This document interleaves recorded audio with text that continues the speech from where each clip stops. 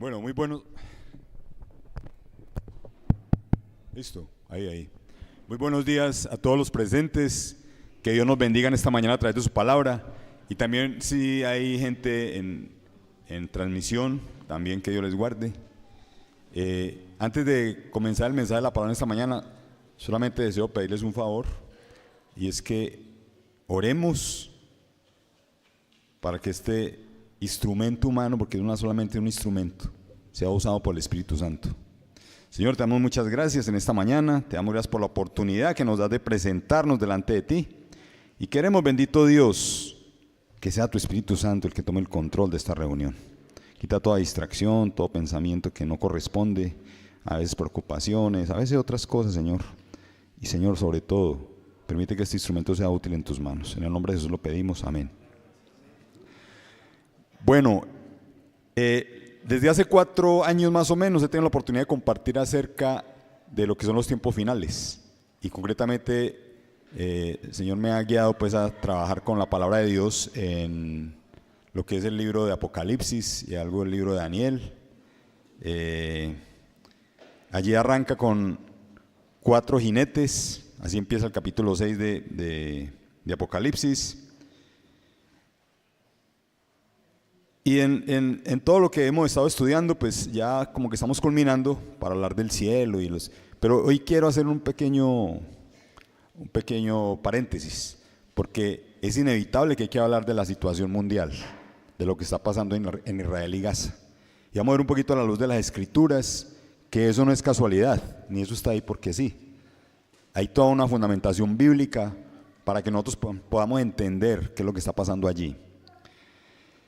Entonces les invito para que vamos a Apocalipsis 6, leamos rápidamente ahí, Apocalipsis 6 versículos 1 y 2. Esto ya lo hemos estudiado a través de estos años, pero ahora es otra vez importantísimo hablar acerca de este tema. Dice Apocalipsis 6 versículos 1 y 2. Vi cuando el Cordero abrió uno de los sellos y oí a uno de los 4 seres vivientes decir como con voz de trueno: ven y mira. Y miré, y aquí un caballo blanco, y el que lo montaba tenía un arco, y le fue dada una corona, y salió venciendo, y para vencer. Entonces, cuando estamos hablando de este jinete, realmente estamos hablando de un personaje que va a cambiar drásticamente la política internacional, ¿sí? Este es el Mesías. Este es el Mesías. Yo pongo entre comillas, que están esperando todos los israelitas, porque ellos no han aceptado a Cristo como el Señor. Bueno, la mayoría, porque algunos sí ya han creído en el Señor. Entonces los que están peleando ahora, que son Israel, y todos los enemigos de Israel, porque realmente están unidos, solamente que hay un instrumento en este momento habilitado para que los ataque, que es Hamás, el grupo terrorista Hamás. Ellos están esperando todos a ese Mesías. Eso tiene que quedar claro para nosotros. Ese jinete blanco apunta a hacer eso, el anticristo, ¿cierto? Y dice que vendrá para vencer. Va a venir para vencer durante un tiempo. Y se están preparando todas las condiciones a nivel del planeta Tierra, a nivel internacional, para que eso suceda. Y es importante que hablemos de eso y que abramos los ojos. Eso no es una guerra más que está pasando. En este momento hay tantas cosas que se están dando, tantos acontecimientos, que todo apunta a que muy pronto eso suceda. Y es de lo que quiero hablar en esta mañana. Vamos a ir al libro de Daniel, capítulo 9, versículo 24, por favor. ¿Por qué es importante el libro de Daniel? Porque el libro de Daniel de una vez nos cuenta desde una profecía lo que ya hoy está pasando y muchas cosas que han pasado en este mundo. Dios le reveló a través de un ángel llamado el ángel Gabriel, le reveló al profeta Daniel lo que iba a pasar. Y muchas cosas se cumplieron. Entonces, vamos a mirar acá un poquito esto. 70 semanas, Daniel 9:24, están determinadas sobre tu pueblo y sobre tu santa ciudad, para terminar la prevaricación y poner fin al pecado, y expiar la iniquidad, para traer la justicia perdurable y sellar la visión y la profecía, y ungir al santo de los santos. Ellos están esperando a su Mesías. Todos sabemos que va a venir el anticristo. Esto es lo que está diciendo aquí. Pero al final de eso solamente es el comienzo para que venga el santo de los santos, el ungido de Dios, Jesucristo. Los cristianos esperamos no al anticristo, esperamos a Cristo el Señor. Esperamos a Cristo el Señor. Israel finalmente no espera a Cristo, pero Cristo se les va a revelar a ellos. Y es lo que vamos a ver acá. Entonces, ahí según dice Daniel 9:24, ¿cierto? Tienen que pasar muchos acontecimientos, y aquí lo dice claramente. Dice, para terminar la prevaricación y poner fin al pecado y expiar la iniquidad y traer la justicia perdurable. En el mundo en que vivimos es un mundo bastante corrupto, bastante corrompido, ¿sí? La corrupción pulula por todo lado. Pero un día el Señor va a corregir eso. El Señor tiene que venir y Él tiene que frenar la maldad. Realmente frenarla, y frenarla es acabar con ella. Pero primero le va a dar como el último cuarto de hora a ver qué pasa, ¿cierto? El Señor, el Señor no ataca a mansalva, sino que le dice, vea, ahí está la palabra, ustedes están andando mal, yo necesito que ustedes reaccionen. Y no solamente habla a la iglesia, sino a toda persona que busque de Dios de todo corazón. Necesito que usted reaccione. ¿Cómo va su vida? Usted anda en maldad, anda en iniquidad. Reaccione frente a eso, porque un día eso va a terminar. Y vamos a ver que eso va a ser de una forma bastante drástica. Ahí mismo en Daniel, voy a volver al versículo 21 hasta el 23. ¿Quién dice esto? A Daniel, dice Daniel 9:21. Aún estaba hablando en oración, estaba orando el profeta Daniel, cuando el varón Gabriel es el ángel que anunció también la venida el nacimiento de Jesús a María, ¿cierto? Estamos hablando del mismo ángel, es el que da los anuncios del cielo.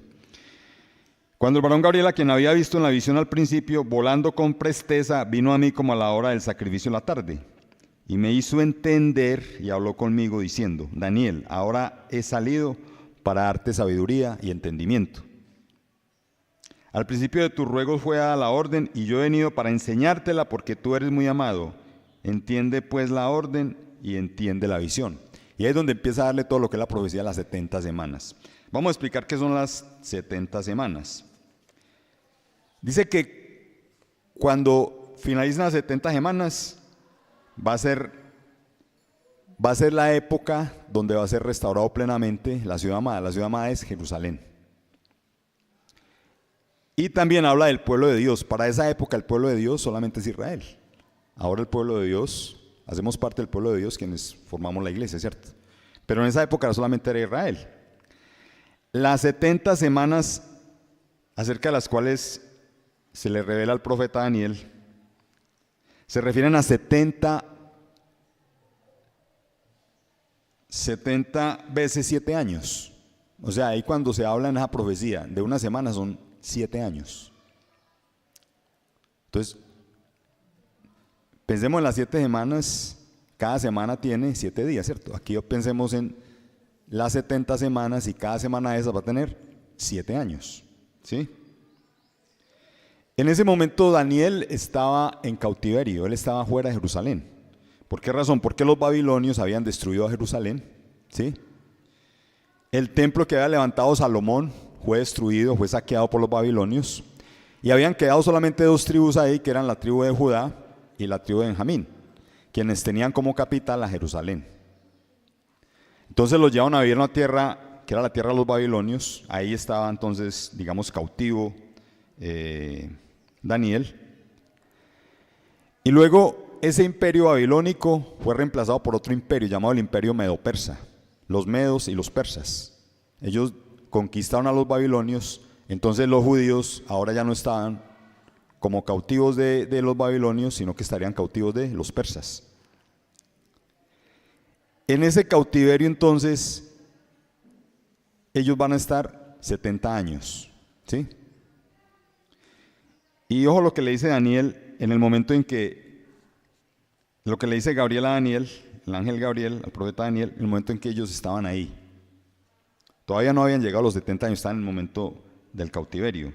Dice el versículo, Daniel 9, versículo 25. Sabe pues y entiende que desde la salida de la orden para restaurar y edificar a Jerusalén hasta el Mesías príncipe habrá 7 semanas y 62 semanas. Se volverá a edificar la plaza y el muro en tiempos angustiosos. Entonces aquí habla de 7 semanas y otras 62 semanas. Si usted suma 7 con 62 le da 69, ¿cierto? ¿A qué se refieren esas 7 semanas? Esas 7 semanas se refieren a que un gobernante de Persia llamado Ciro I, da una orden para que los judíos que habían estado hasta ese momento cautivos tengan la libertad de volver a Jerusalén y restablecer el templo y restablecer la ciudad. ¿Dónde está eso documentado en la Biblia? Miremoslo acá entonces en el libro de Esdras.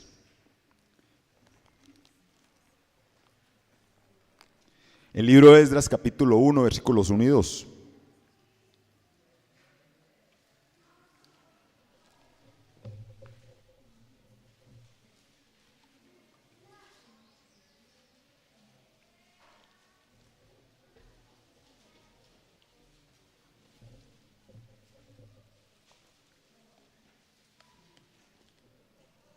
En el primer año de Ciro, rey de Persia, para que se cumpliese la palabra de Jehová por boca de Jeremías, despertó Jehová el espíritu de Ciro, rey de Persia, el cual hizo pregonar de palabra y también por escrito por todo su reino, diciendo: así ha dicho Ciro, rey de Persia: Jehová, el Dios de los cielos, me ha dado todos los reinos de la tierra y me ha mandado que le edifique casa en Jerusalén, que está en Judá. Un rey pagano.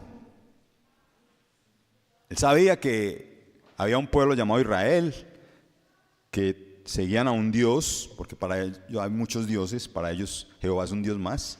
Pero él dice: el Dios de los israelitas me ha mandado que le edifique templo. Ahora no lo iba a hacer él. De eso es lo que había inicialmente profetizado Daniel, ¿sí? Que saldría la orden. ¿Cómo recibió eso el rey Ciro? No sabemos, la escritura no dice. Pero Dios, leemos en las escrituras que tiene poder para poner y quitar reyes, ¿cierto? Él puso ese rey ahí y ese hombre expresa eso, ¿cierto? Entonces le da libertad al primer grupo que llega a Jerusalén. Usted puede leer eso completamente en el libro de Esdras. El libro de Esdras le habla de eso, ¿cierto? Y en ese momento empieza el conteo de todo lo que es este periodo, ¿sí? Ese periodo luego se enlaza con otro periodo que es el de la reconstrucción de los muros, porque allá va otro señor, otro varón de Dios, y ese varón llamado Nehemías, entonces termina la labor, ¿sí? El segundo templo se reconstruyó por ese remanente, ¿cierto? Luego reconstruyeron los muros y dice que será en medio de gran angustia. Vamos a leerlo otra vez ahí, Daniel. Sabe pues y entiende que desde la salida de la orden para restaurar y edificar a Jerusalén hasta el Mesías príncipe habrá 7 semanas y 62 semanas. Se volverá a edificar la plaza y el muro en tiempos angustiosos. No fue fácil. Usted puede leer eso en el libro de Esdras y en el libro de Nehemías, que no fue fácil para ellos, ni construir el templo, ni reconstruir los muros. Fue en medio de la acechanza de muchos enemigos, los mismos enemigos que tienen hoy en día. Pues digamos que esos eran los antepasados. Los enemigos que tiene Israel hoy son los mismos que ha tenido durante toda la historia, y eso es lo que quiero que veamos aquí a través de las escrituras. Entonces vamos a hablar de las 7 semanas. Las primeras 7 semanas corresponderían a 49 años, ¿cierto? Todo ese asunto de reconstruir los muros, de reconstruir el templo, etcétera, entonces tiene una fecha. Cuando está listo es el año 445 a.C. Casi todos los historiadores, aún los seculares, los que no son creyentes, reconocen que la fecha más probable, el año 445 a.C., arranca el cuento de las primeras 7 semanas. Si yo le sumo las otras 2 semanas, las otras 62 semanas, voy a tener entonces 69 semanas, ¿cierto? Esas 69 semanas culminan el día que Jesucristo es crucificado. El día que Jesucristo es crucificado. ¿Dónde profetizó eso Daniel? Está en el capítulo 9 que estamos leyendo Daniel y versículo 26. Y después de las 62 semanas se quitará la vida al Mesías, o sea, primero habían pasado 7, luego 62. Esas últimas 62, después de las 62 semanas se quitará la vida al Mesías, mas no por sí. Y el pueblo de un príncipe que ha de venir destruirá la ciudad y el santuario, y su fin será con inundación, y hasta el fin de la guerra durarán las devastaciones. Hay otra parte que no me quiero meter, porque ahí habla de dos acontecimientos que están mezclados, ¿cierto? Que es la destrucción de Jerusalén, pero no quiero referirme a eso. Quiero referirme es a la crucifixión del Mesías. Entonces, si nosotros sumamos, nos da esas 7 semanas y esas 62 semanas, nos dan en total 483 años. ¿Listo? La historia pone ahí 445 cuando eso empieza, y el año 32 cuando crucifican a Jesucristo. Pero aquí hay una cosa interesante, dice, pero es que eso no cuadra. Usted pone a tirarle calculadora, eso le da 477 años. ¿Cómo así? No está hablando pues de 483. Pero es que resulta que los judíos para esa época tomaban el año de 12 meses, cada mes de 30 días, por lo tanto les da 360 días. Después, con los avances de la astronomía y todo lo de la ciencia, el ser humano se da cuenta que el año no dura 360 días, dura 365 días, ¿cierto? Entonces, los 483 años según el calendario judío son de 360 días. Hay que al faltante de esos 5 por 480 y tanto. Usted coja la calculadora y haga lo siguiente, yo lo hice. Entonces, coge los 477 años y lo multiplica por 365 días. Y luego coge ese número de días y los divide sobre 365 y le da 483. Es interesante. Este fue un estudio que hizo un científico inglés hace muchos años y publicó un libro. Se llama La Avenida del Príncipe. Es un autor inglés, pero es interesante eso, ¿no? Ahí dan los 483 años. O sea que el calendario antiguo, que es el calendario de los judíos, ellos contaban con 483 años según su calendario. Y con el calendario ahora que ya conocemos, da 477 años. Muy bien. Esas 69 semanas entonces ya se cumplieron. Se cumplió desde que edifican la ciudad, Jerusalén, edifican el templo, hasta que llega el Mesías príncipe, ¿cierto? El Mesías príncipe entonces sacrificado, es crucificado, todos conocemos la historia, el Señor Jesucristo. Entonces ahí han transcurrido 69 semanas.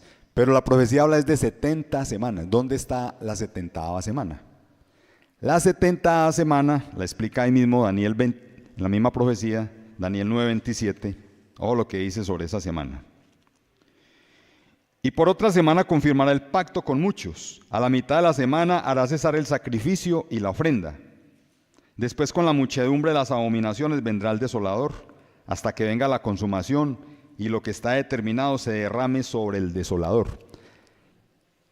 ¿Qué habla acá? Hay una semana que todavía está por empezar. Esa semana es la semana que la Escritura ha llamado la semana de la tribulación.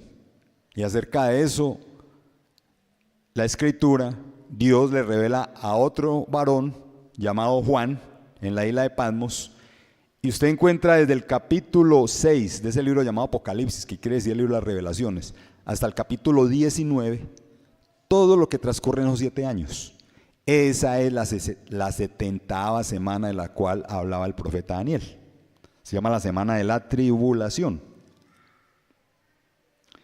Entonces, ¿cuándo finaliza esos 70 años? Vamos a mirar Apocalipsis 19, del 19 al 21.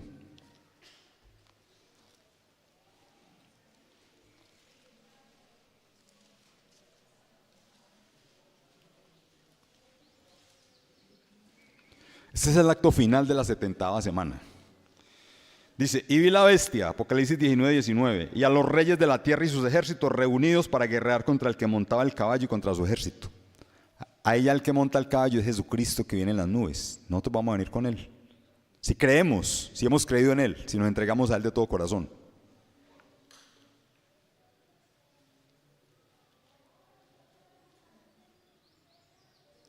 Pero ¿quiénes están en la tierra en ese momento? Todos estaban reunidos alrededor de Jerusalén para destruirla. Eso es lo que está empezando ya a cuajarse desde ahora, ¿sí?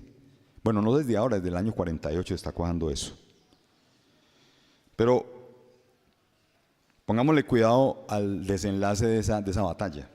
Y la bestia fue apresada y con ella el falso profeta que había hecho delante de ellos las señales con las cuales había engañado a los que recibieron la marca de la bestia y habían adorado su imagen. Estos dos fueron lanzados vivos dentro del lago de fuego que arde con azufre. Dentro de ese gobierno que se va a establecer en los 7 años hay dos personajes muy importantes que son la bestia y el falso profeta, ¿cierto? Digamos el gobierno político económico y el gobierno espiritual de esa época. Ellos son los primeros que son derrotados y una vez son condenados, lanzados al lago de fuego y azufre. Versículo 21, y los demás fueron muertos con la espada que salía de la boca del que montaba el caballo, Jesucristo. Y todas las aves se saciaron de la carne de ellos. Ahí finalizan las 70 semanas. Después, usted sigue leyendo en adelante, el Señor ya establece el gobierno, Él restaura Israel y empieza el milenio. Bueno, eso ya lo habíamos visto, pero es bueno que repasemos esa partecita a la luz de la profecía de las 70 semanas. Entonces, muchos dirán, no, pero ¿para qué nos está costando esa historia y tal? Pero resulta que es muy importante que nosotros nos situemos en la actualidad. ¿Qué es lo que está pasando? ¿Sí? ¿Qué es lo que está pasando? Esta es la base bíblica de lo que ya ha pasado hasta la crucifixión de Jesucristo. Y hay una base bíblica que se llama Apocalipsis. Y hay muchas escrituras. Está Apocalipsis, está Daniel. Hay otros libros, pues. No es aquí para estar conociendo el libro ni nada de eso. No, hay varias escrituras en pocas palabras, ¿cierto? Y afortunadamente hay mucha gente que está hablando de esto ahora. Hay buena difusión del tema porque es que todos estamos esperando que esto en cualquier momento se dé. Entonces, esta es la base bíblica para explicar lo que está pasando ahora en Israel, lo que está pasando en Israel y en Gaza. Porque es que el ataque que hizo el grupo terrorista llamado Hamas desde la franja de Gaza contra Israel no solamente fue contra el ejército de Israel, sino que para ellos el objetivo es desaparecer de la faz de la tierra al pueblo de Israel. Y no solamente ahora, esa siempre ha sido la consigna de ellos. A ellos lo único que les satisface en este mundo es que no quede ni un israelita vivo. Ahora, ¿a dónde viene esa mentalidad? Ese pensamiento es un pensamiento que no es solamente de ellos, es un pensamiento espiritual bastante fuerte, porque es el pensamiento del enemigo de Dios, de Satanás. Y todo el que no tenga a Cristo de una u otra manera se deja influenciar de ese pensamiento. Aquí estamos hablando del mundo espiritual, el mundo espiritual es algo muy fuerte. Mire, ¿qué hace que una persona vaya y haga lo que hizo estas personas? ¿Qué hicieron? Ellos entraron, no solamente mandaron entre 3.000 y 5.000 cohetes a atacar al pueblo de Israel allá, sino que entraron a las viviendas, cogían a las familias, decapitaron a los niños, violaron a las mujeres y a los que estaban vivos los mataban a la puerta de la casa. Hombre, eso es una cosa demoníaca, porque es que es el espíritu satánico, ¿cierto? Quiere destruir a Israel. Y eso fue lo que hizo esta gente.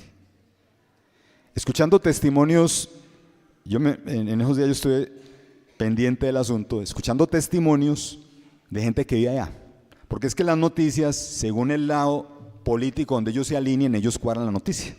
Entonces, ahí no hay mucho realmente no hay mucho que escudriñar. Eso es mentira, pues. Todos los noticieros oficiales, hay más mentira que verdad. Pero ya escuchando testimonios de gente que está en Israel, se queda uno aterrado de la sangre fría con la que esta gente trabajó. ¿Sí?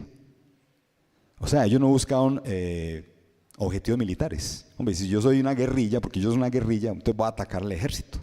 No, ellos llegaron fue una vez a los civiles y acabaron con todo el que pudieron y a muchos incluso se los llevaron secuestrados.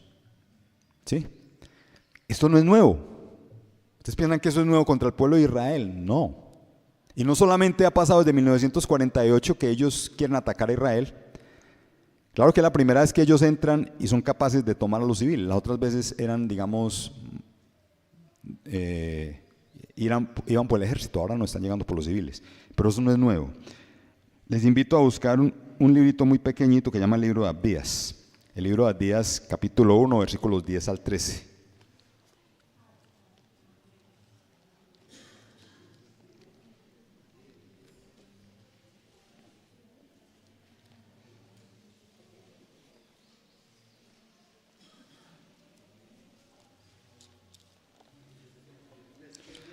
Abdías está entre Amós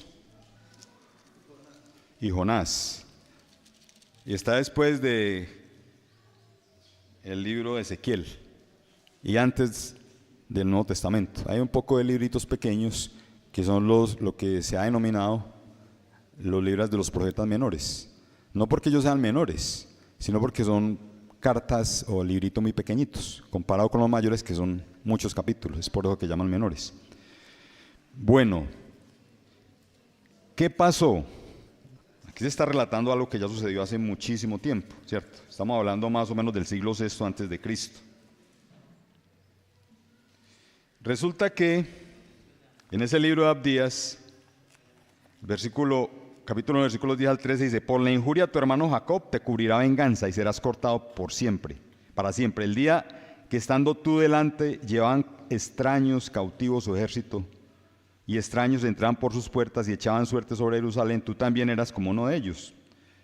Pues no debiste tú haber estado mirando en el día de tu hermano, en el día de su infortunio. No debiste haberte alegrado de los hijos de Judá en el día en que se perdieron, ni debiste haberte jactado en el día de la angustia.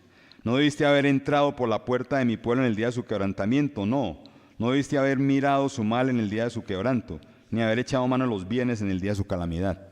Aquí se está refiriendo la actitud que tuvo un pueblo llamado el pueblo de Edom. El pueblo de Edom, ¿quién es Edom? Edom es el mismo Esaú. ¿Quién es Esaú? El hermano de Jacob. ¿Quién es Jacob? Jacob tuvo por padre Isaac, e Isaac tuvo por padre a Abraham. Estamos hablando de los principios de la humanidad. Abraham es el que finalmente es el padre de todos ellos, de todos los pueblos del Medio Oriente. Todos lo reconocen.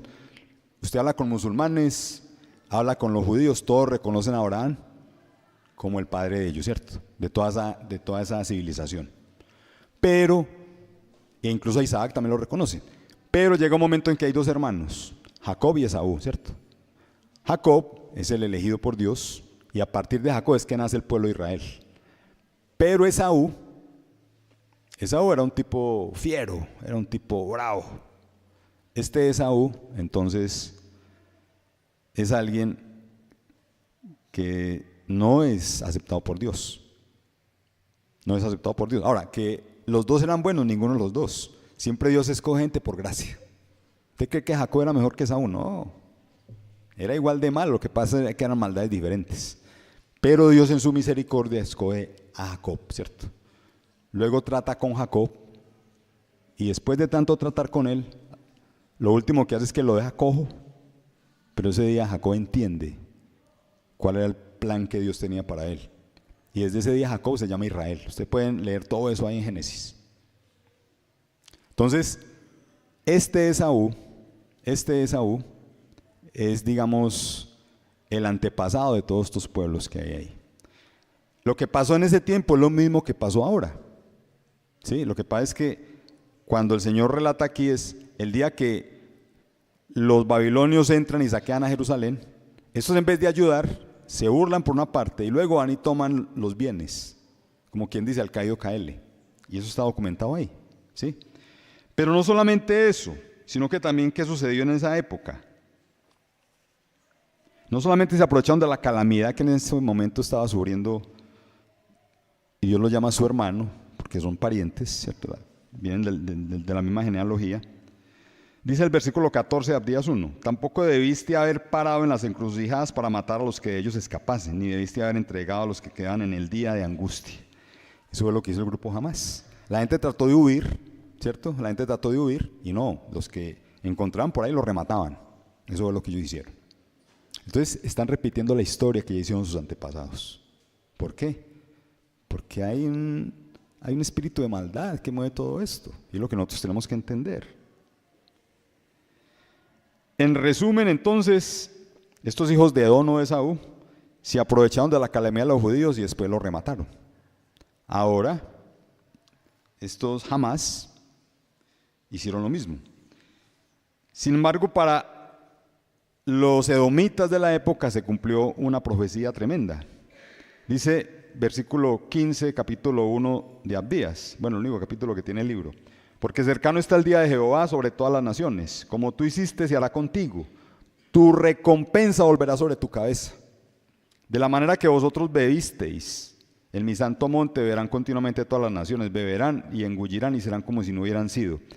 Es una profecía acerca de que serían castigados fuertemente los edomitas por eso.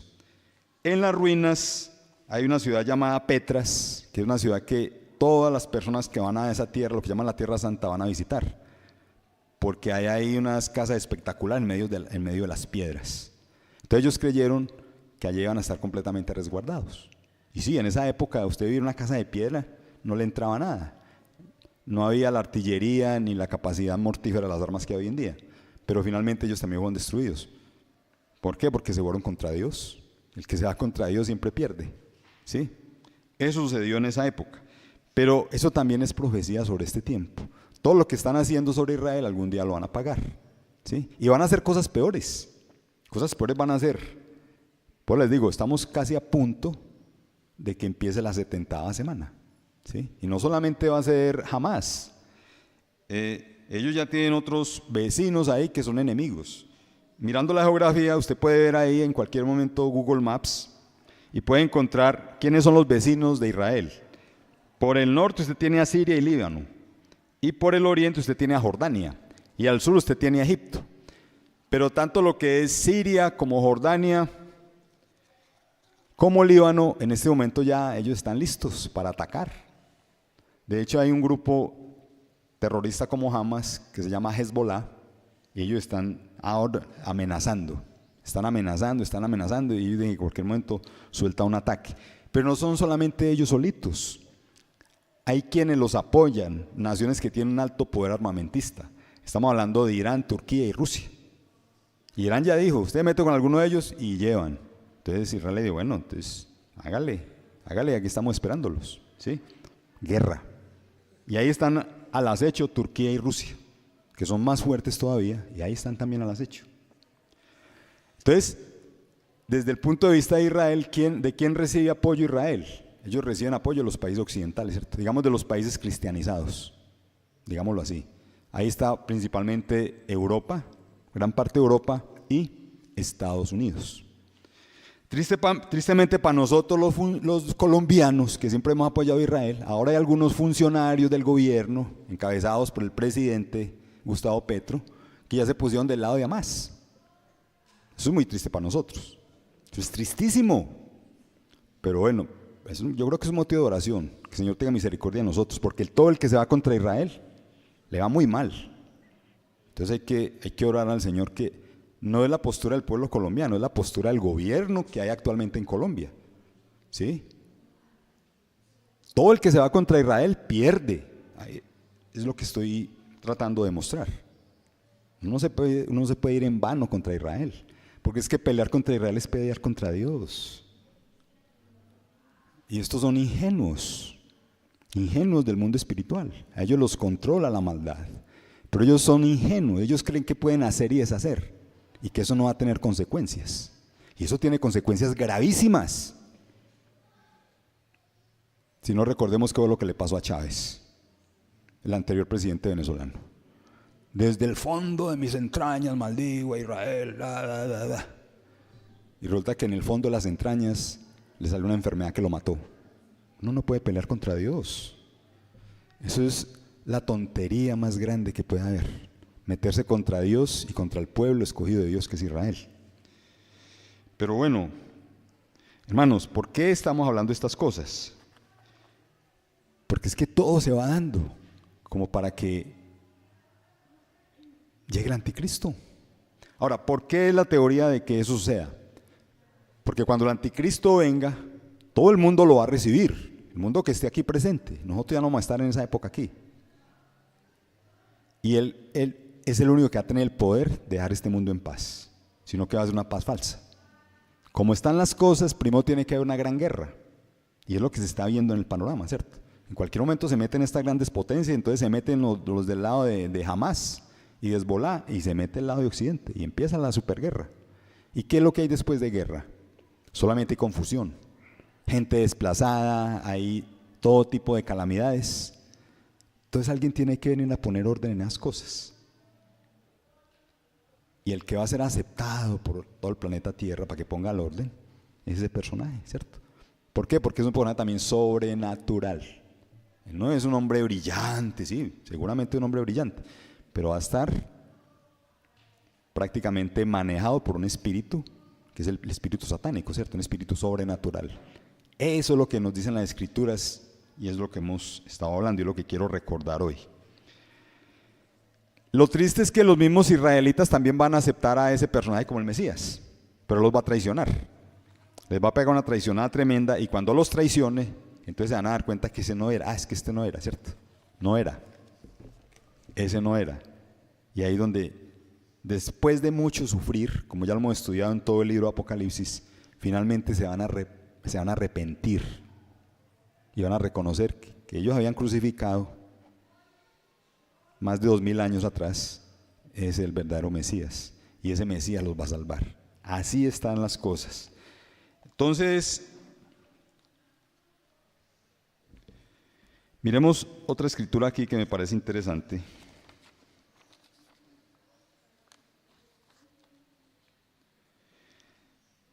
Segunda de Tesalonicenses 2:1-2, porque dice, bueno, eso le pasa a los israelitas, y eso en qué no, y eso en qué nos afecta a nosotros, ¿cierto? Es la pregunta, ¿sí o qué? Esa es la pregunta. Bueno, ¿y eso qué nos afecta a nosotros aquí, que estamos en Colombia, lejos, tal? Eso nos afecta a todos, todo el mundo, a todo el planeta Tierra afecta a esto. Miremos segunda de Tesalonicenses 2:1-2.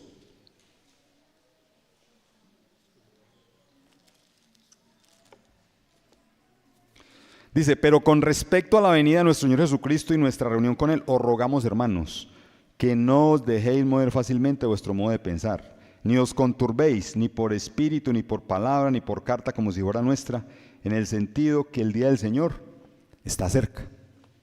El día del Señor está cerca. Ahora, desde que Pablo escribió esto estaba cerca, sigue estando cerca. Y ahora más que nunca. Ahora más que nunca porque, imagínense, ni siquiera Israel había vuelto a ser nación. ¿Cuándo volvió a ser nación Israel? Desde el año 1948. Imagínense, pasaron 1948 años donde fuera absolutamente imposible que estas profecías se cumplieran, porque no existía un pueblo de Israel. Ellos estaban desperdigados por el mundo. En 1948, una resolución mundial por el Consejo de las Naciones Unidas, la Organización de las Naciones Unidas que llama la ONU, entonces establece, le dan un pedacito de tierra ahí, un pedacito de tierra, un peladero. Lo peor que pudieron encontrar se lo dieron a ellos. Solo desierto, solo pedrasco. ¿Y qué hizo esta gente? Con el poder de Dios, hoy en día es una potencia. La mitad de los premios Nobel que se han entregado en el mundo son de judíos, de israelitas, ¿sí? Entonces ahora como los ven bien, bueno, los atacan y los quieren destruir, pero ellos realmente están ahí por la gracia de Dios. Es la gracia de Dios. No es que los israelitas son unos monstruos, sí, pero la gracia de Dios. El problema es que los israelitas ahora se creen el cuento que es que ellos son los duros, ¿sí? Y es un pueblo que también es pervertido en este momento, hay que decir la verdad. Hay un dato interesante acerca de este ataque de Hamas. Resulta que no solamente está los misiles que mandaron en una proporción impresionante, sino que también los atacaron por aire, con algunos paracaidistas. Pero ¿sabe a quiénes atacaron? A lo que la prensa llamó una fiesta electrónica. Fiesta electrónica. ¿Sabe quién eran los que promovieron la fiesta electrónica? los amiguitos estos de la banderita de colores, la comunidad LGBTQ, ya los más pervertidos que hay, allá en Israel. Entonces llamaron gente de todo el mundo. Como ellos hacen sus festivales del orgullo, entonces estaban haciendo un festival del orgullo y su fiesta electrónica. Claro, por eso fue que los cogieron dormidos. Por eso fue que los cogieron dormidos. Dicen, ay, que por qué si a ellos nunca los habían invadido así. Pues hombre, el pecado tiene consecuencias, ¿cierto? El pueblo de Israel en este momento es una sociedad muy secular. Algunos todavía siguen, digamos, los aspectos del Antiguo Testamento. Se llama la religión judía. Pero hay mucha gente allá que le importa un comino Dios, digámoslo así en esos términos. Hay gente perversa. Ahí fue donde les cayeron. ¿Por qué? Porque estaban haciendo perversión, ¿cierto? Lo cual Dios abomina. Muchos predicadores dicen, ese es el castigo de Dios. ¿Cómo se ponen ahí a infatuar o se ponen ahí a pervertir la tierra escogida por Dios? ¿Sí?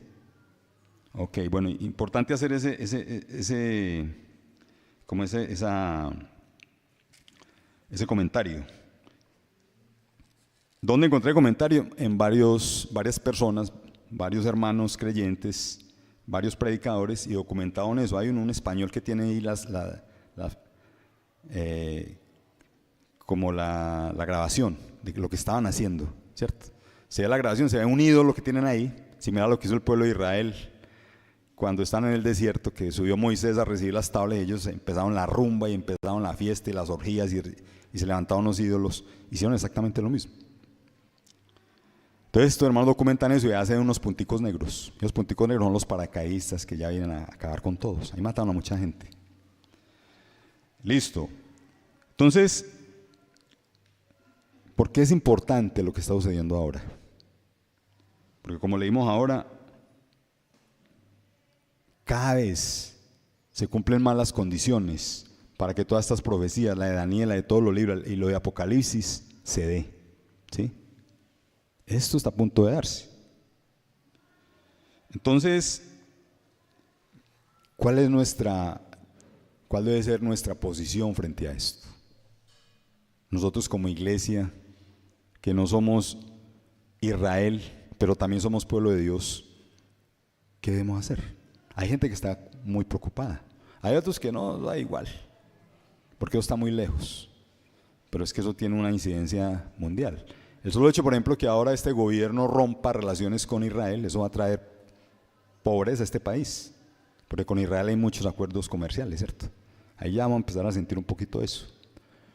Pero miremos desde el punto de vista espiritual, es la pregunta en esta mañana, ¿cierto? ¿Qué esperamos nosotros de este mundo en un futuro? Este mundo cada vez está poniendo peor. Las cosas no tienden a mejorar, tienden a empeorar. Todo empeora realmente. Entonces, yo creo que es un llamado fuerte. Venga, si usted es cristiano y está dormido, está viviendo una vida relajada, que a veces nos relajamos, despierte. En cualquier momento el Señor viene y nos vamos. ¿Cómo así que el Señor viene y nos vamos? Bueno, vamos a leer aquí en 1 Tesalonicenses. Algunos lo conocemos, otros de pronto no lo conocen. 1 Tesalonicenses 4, versículo 16. Dice 1 Tesalonicenses 4 y 16, porque el Señor mismo con voz de mando, con voz de arcángel y con trompeta de Dios, descenderá del cielo, y los muertos en Cristo resucitarán primero. Luego nosotros, los que vivimos, los que hayamos quedado, seremos arrebatados juntamente con ellos en las nubes para recibir al Señor en el aire, así estaremos siempre con el Señor. ¿Qué estamos esperando? La venida del Señor por su pueblo, por su iglesia. Ahora, aquí hay unas tendencias fuertes y yo por eso sí yo soy radical en esto, la verdad. Hay gente que dice que no hay arrebatamiento. Hay grupos cristianos que no hay arrebatamiento y pelean con uno por eso. Yo sí digo, hombre, mi esperanza es que el Señor, esto se cumple en nosotros. Bueno, no hablemos de ese tema porque hay mucho que hablar ahí, pero lo que esperamos nosotros es que el Señor venga y nos levante. Y nos fuimos, y cuando nos fuimos, este mundo se lo llevó el diablo, porque esa es la realidad. Y van a entrar los judíos en la 70ª semana. Usted puede leer desde el capítulo 6 de Apocalipsis hasta el 19 y se da cuenta de todo lo que va a pasar en este mundo. Y entonces, ¿qué va a pasar con los que se queden? Yo no me quiero quedar. ¿Qué pasa si se queda? Pues va a estar en manos de las pandillas. Además, solamente una muestrica de cómo va a ser el gobierno en esa época. ¿Saben cómo es el gobierno además hoy en día? La otra vez, siempre, ay, el pueblo palestino, pobrecitos, qué pesar y tal. Sí, qué pesar. Y hay que orar por, incluso hay iglesias también, aunque están en la clandestinidad. Y hay iglesias donde se juntan los palestinos y los israelíes, son hermanos nuestros, ¿sí? Hay que orar por ellos. Y hay que orar aún por los terroristas. Hay que orar para que todo el mundo conozca al Señor Jesucristo. Pero, ¿qué sucede con este grupo? Este grupo es una rosca que se ha montado allá y tienen poder político y poder económico. La otra le mandaron no sé cuántas toneladas de cemento para que reconstruyan las ciudades. ¿Sabe qué hicieron con las toneladas de cemento? Hicieron túneles antiaéreos y se organizaron los duros ahí, unos barrios lujosísimos. De hecho, el primer bombardeo que mandó Israel en respuesta fue derribarles todas esas torres tipo aquí Pinares, donde ellos vivían, donde vivían todos los principales jefes de Hamas. Porque esa es la naturaleza de ellos. A ellos no les interesa el pueblo, a ellos les interesa el poder y mandar. Y ese régimen, esto es una muestrica de lo que va a pasar en la tribulación. Es una muestrica de cómo va a gobernar la bestia eso, ¿cierto? Yo me hago esta pregunta, hombre. Pasan dos cosas. Nosotros no sabemos realmente si ya es el tiempo o van a pasar más días, no sabemos, creemos, ¿cierto? Pensamos por los acontecimientos, pero yo digo, hombre, si el Señor viene, estoy seguro que el presidente de Colombia va a ser de ese combo, ¿cierto? Va a estar allá sentado entre los duros, ¿sí? Ahora, si no es el tiempo, pues el Señor va a poner su castigo, ¿sí? Hay que orar por este varón y por toda esa gente que está allá en su vida, no saben en qué están metiendo. Entonces, volviendo a la reflexión, hay mucha gente que escucha el Evangelio y escucha, pero no toma la decisión importante. ¿Cuál es la decisión importante, hombre? Dejar el pecado, abandonar el pecado, abandonar la vida que he traído y definitivamente entregarme al Señor, porque es que las cosas están, mantengan la maleta lista que nos fuimos, pero dice, se quedó. Si usted se queda en el tiempo de la tribulación, pueden pasar dos cosas. Que usted se une a ellos y va a gozar esos 7 años. O puede sufrir porque usted quiera seguir a Jesucristo. Ahí no va a haber puntos medios, ahí no va a haber nada, o una decisión o la otra, ¿cierto? Es el tiempo de venir al Señor. Es el tiempo de arrepentirse. Es el tiempo de decir, Señor, yo reconozco que en mí hay pecado. Yo reconozco que he estado lejos de ti. Ayúdame. El Señor en su misericordia le abre los brazos. El Señor dice que Él no desecha a nadie, ¿cierto?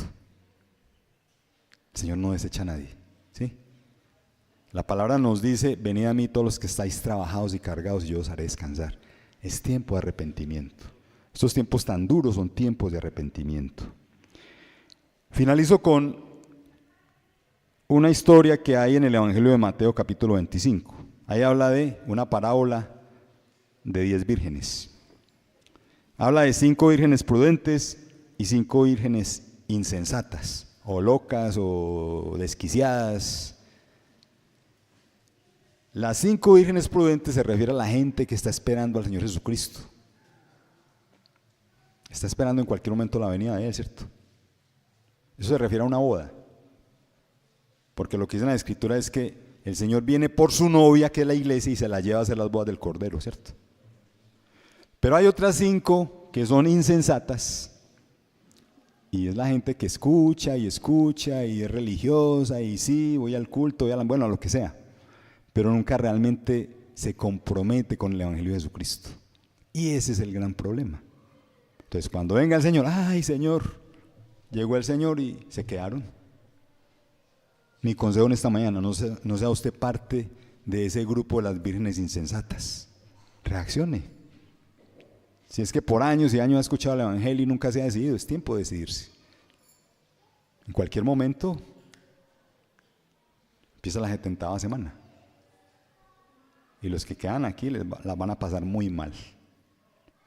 Y los que se unan a esos grupos que ya están formándose a nivel mundial, que son los que van a manejar las cosas, los LGBT, los Hamas, todos se van a unir, la maldad se va a unir. Bueno, la maldad nunca se une, entre ellos también pelean, pero por lo menos van a estar en el poder. Esa gente es la que va a gobernar este mundo. Y si usted se pega a ellos, pues va a ser peor, porque va a sufrir condenación eterna. Eso está ahí todo documentado, el Señor dejó su escrito hace mucho tiempo, para que nosotros, después que pase algo, no diga, me cogieron a mansalva así como los de Hamas. No, el Señor todo siempre lo anuncia, lo profetiza, advierte para que cada uno tome su decisión. Entonces el llamado en esta mañana, ¿cierto? Para que tomemos una decisión seria por Jesucristo. Ahora eso es algo sobrenatural, eso no está ni siquiera en mi voluntad. Eso no es voluntad de carne y de varón. No es voluntad humana, es simplemente reconocer que yo por mi propia cuenta no puedo superar el pecado, que por mi propia cuenta no puedo llegar a estar con Jesucristo. Es abrir el corazón, Señor, abro mi corazón. Solamente abro mi corazón, Señor, haz conmigo lo que tú sabes que es mejor para mí. Es una entrega completa, es una rendición a Jesucristo, es lo que necesitamos. Y ese es el llamado, ¿cierto? Ese es el llamado realmente, rendirnos a Jesucristo. No hay otra manera. Esto ya está poniéndose, mejor dicho, como dicen por ahí, color de hormiga. Entonces debemos reaccionar. ¿Por qué razón? Porque el espíritu de maldad cada vez toma más poder. ¿Sí? El espíritu de maldad cada vez toma más poder y eso lo vamos a estar viendo una y otra vez. Entonces es el llamado en esta mañana. Y a los creyentes, hombre, tenemos que ponernos en oración, tenemos que consagrarnos al Señor. Nosotros también tenemos por ahí nuestros paseitos espirituales, que son como formas de descarriarse uno. Tenemos que estar alertas a eso, tenemos que estar pegados al Señor porque las cosas están fuertes. Y no solamente por nosotros, sino por tanta gente que necesita la salvación de Cristo. Porque lo que vienen son tiempos duros. Esto se veía cuando empezó la pandemia, esto se va a poner duro y cada vez está poniendo peor. Cada vez está poniendo peor. No creamos que esto va a mejorar, esto va a empeorar, porque son los tiempos finales. Padre Santo, te damos muchas gracias en esta mañana por tu palabra. Gracias, bendito Dios, porque tú nos alertas. Tú no quieres que ninguno se pierda.